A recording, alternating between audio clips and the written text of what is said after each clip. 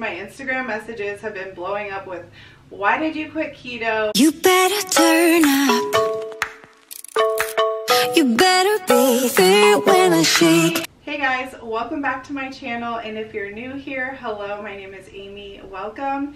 Today I'm answering the question that I've been getting all over my Instagram account for like the past 2 weeks, and that is, did you stop eating keto? Why did you stop eating keto? And why are you eating plant-based? So that's what this video is going to be about. I have like a lot to talk about, so it might be kind of all over the place. I didn't write down notes or kind of like think out this whole thing. I just wanted it to be like sit down with a girlfriend and tell you what I'm eating, why I'm eating this way, and how I got here.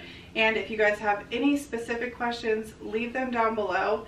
I also want to make a disclaimer. I'm not a nutritionist. I'm not a food or health expert by any means. I'm just a 36-year-old mom of 5 that was over 200 pounds, and I wanted to be healthy for myself and for my kids. And so I've been on a journey the last year or so. I've been working really hard to get healthy and fit. So I'm just telling you guys my experiences, and it's not like advice for you, but you can take, you know, whichever parts you want and leave the rest. So this all kind of started last year.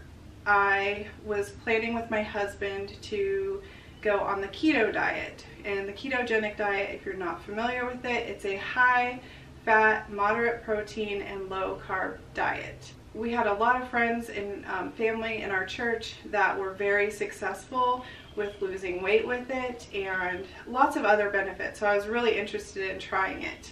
And I documented most of my experience on my Instagram stories and some stuff here on YouTube. Before we started that, I was going on a family reunion trip, and we were staying in a big house in Big Bear, California. One of my aunts that was there, she was already eating like plant-based, and I guess you'd call it vegan. So she was eating vegetables, fruits, whole grains, oats, and things like that. I was not going on that trip with the intent of a special diet or trying to lose weight on the trip, but because my aunt was eating that way, we were living together for 10 days, sharing a kitchen, and so I was like, I'm just gonna eat how she's eating, because she had lost a lot of weight on it as well. So when I got back home, I weighed myself and I lost 13 pounds, and I was totally excited and motivated to keep going with my weight loss journey.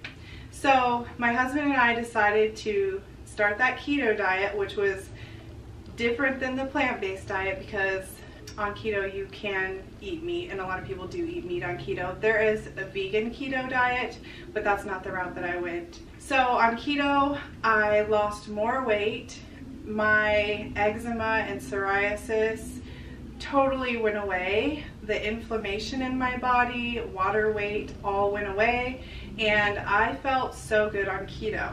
And I stayed on keto from about May 2018 until probably October, and I don't remember what happened in October, but something like threw me off, and then the day after Christmas I went back on. And when I went back on to keto that in December, the day after Christmas, I lost another good bit of weight initially, like in the first month. And since January, it's now March, but since January I kind of plateaued at a weight, and like I wouldn't get under that weight.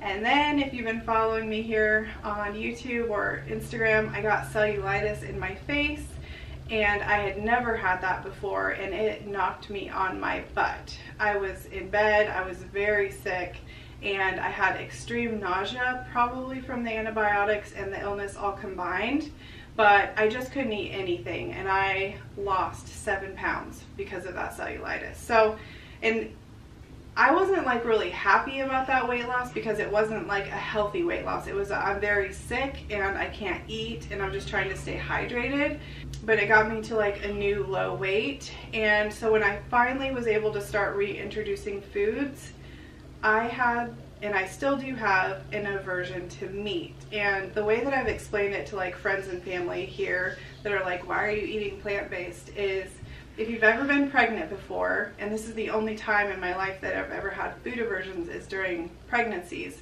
but if you've ever been pregnant before, you can have food aversions, and that's what this is like. So since having the cellulitis, I have a food aversion to meat, all the meat, and even dairy and eggs.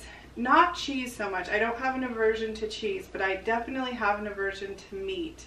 And so I'm like, okay, I'm just gonna eat like what sounds good, and it's just been all plant-based food. So when I got sick, I wasn't planning on going off keto. I just got sick, and this is how my body has responded. The bird and the baby are out there being really loud. Sorry about that. So everyone's like, why did you quit keto? And I don't have like some great answer. Like, I'm not here to say that keto is bad, because I had really good results with keto and more than just weight loss. So it wasn't just about weight loss for me, but my energy, my mood, my skin, like just everything is better for me on keto. But when I'm listening to my body and I have a very strong aversion to meat, like I don't want to cook it, I don't want to eat it, I don't want to handle it, I don't want to look at it, and I'm not pregnant, I'm just going to listen to my body. There's a lot of vegans that get plenty of protein, and I'm still learning, but I guess I'm calling it intuitive eating. So I'm not calling myself a vegetarian. I'm definitely not calling myself a vegan, because I can still eat cheese like in moderation, but I've switched over like my cow's milk to oat milk or coconut milk, and I switched my coffee creamer to like coconut milk creamer.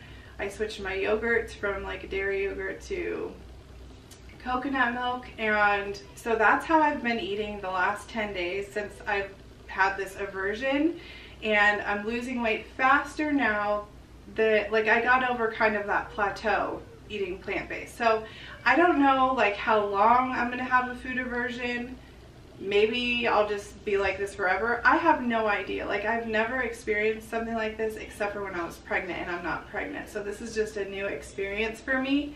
But I do have a lot of friends that are vegan, and so I've been talking with them and getting recipes from them, and like just learning so much about food and listening to your body.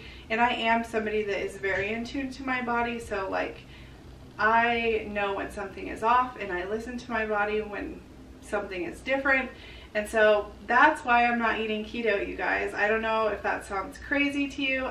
I do want to say I don't think keto is bad. Like I said, it was so good for me, but I'm just eating more vegetarian now. I'm not going to say vegan, because vegans don't eat any dairy products, and I have been able to eat a little bit of cheese here and there. So that's my story, and I'm sticking to it. So if you want to see like more what I eat in a day, leave a comment down below. I have been posting a ton on Instagram stories, like when I'm cooking and preparing food for myself and the kids.